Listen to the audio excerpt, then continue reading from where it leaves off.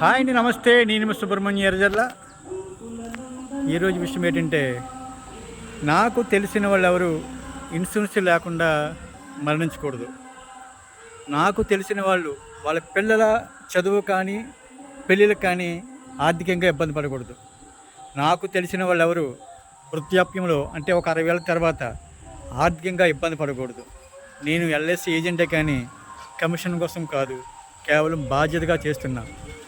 దేవుడి సన్నిధిలో చెప్తున్నా, ప్రతి ఒక్కరూ ఎల్ఐసిని ప్రతిరోజు చెప్తున్నా. ఎందుకంటే అదే రేపు పొద్దున్న మనం కాపాడుతుంది, రేపు భవిష్యత్తులో మనకు ఆధారంగా నిలబడుతుంది. నేను స్పీచర్ని కాదు, మోటివేటర్ని కాదు, ఒక సీదా ఏజెంట్ని మాత్రమే.